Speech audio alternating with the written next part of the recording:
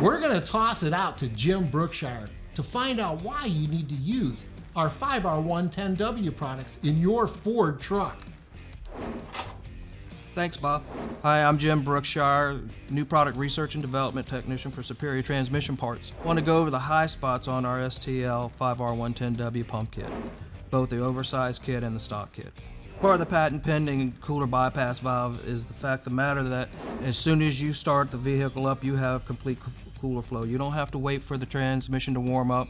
It also stays as a regulated bypass. So if you're in cold weather, you got a cooler blockage, go right back to the cooler rear cooler line for cooler loop. We have a PR valve now that stabilizes line pressure, so it's not beating the bore up, flapping back and forth like they do. This one actually makes the gauge steady. We've lengthened the lands to use a good part of the bore, therefore you don't have to ream it. It's a drop-in valve. We also have an EPC blow-off system. So if you have a brownout, which means you have no voltage down to the connector, it stops any parts internally from breaking. If you should happen to have a pump that's been bored, no worries. We do make the oversized valve, PR valve, same design, same features, it just fits the oversized bore. I want to go over our STL008 internal kit for the 5R110W. 2005 up, the Ford clutch hub, the snap rings are known for breaking, taking out the front planetary. We've made it a lot beefier, a lot meatier, so they don't break. Earlier model, low reverse snap rings were popping out of the case. They were too thin right in here, so we made them wider and thicker and hardened so that stops.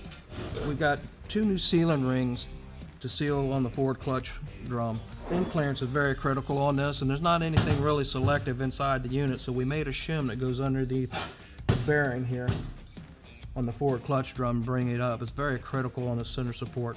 We've also re-engineered the sealing rings for the direct clutch drum. They're carbon bronze graphite sealing rings. They're 115 thousandths wide. They seal almost 100% when you're checking them through the Answermatic machine. With the factory's 2 bushings that they have on each end, they leave 2 holes right here, just gushing fluid out. What we've done with our bushing is we've eliminated 1 hole completely. Went on the opposite side and drilled a hole just underneath an 1/8 inch, creating a lube dam, keep the fluid inside the drum where it belongs. I want to show you our KO143 Ford drum bushing. 33% wider than the factory one. It's Teflon coated and steel backed.